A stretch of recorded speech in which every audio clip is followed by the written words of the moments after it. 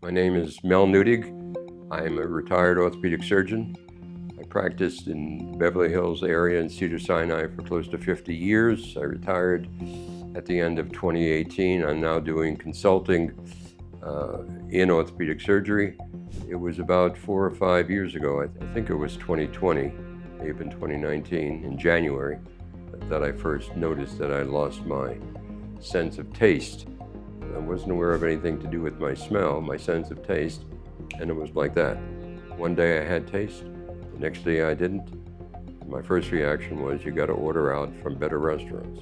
At the time, it was when people were first becoming aware of COVID-19, and my first person I went to see was an infectious disease doctor, and he did everything he could do to test for whether or not I had COVID or whether I had COVID, and I didn't.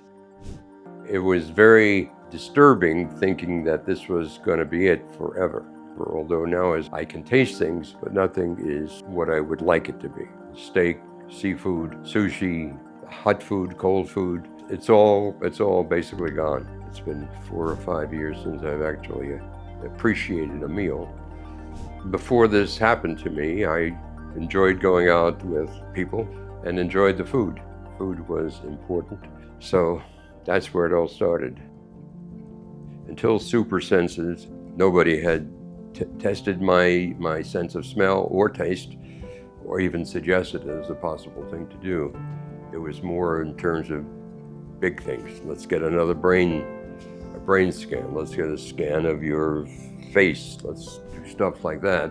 And I did some smell testing, although I didn't think that smell was the issue, although one ENT specialist at UCLA said that's what it is, it's smell. And I said, I don't think it's smell. But I was surprised when I was tested by Super Senses that my smell was in worse shape than I thought it would be. To have your taste perception interrupted comes from having something wrong or something deficient in your smell, and never having thought that I had really acute smell to begin with, even in the good old days. But any testing that I did, including Super Senses, kind of told me where I was. I think Super Senses, or any way to measure on a daily basis objectively what was deficient and kind of track where it was going and maybe catch certain things at an earlier time, probably would have been great. I would say seek out whatever medical advice you can. So don't fight it. Don't take your advice from your grandmother or the lady who's sitting next to you in a beauty salon, but from somebody who calls himself a specialist. Find out what you can find out, and maybe you'll have more success than I had during those early years.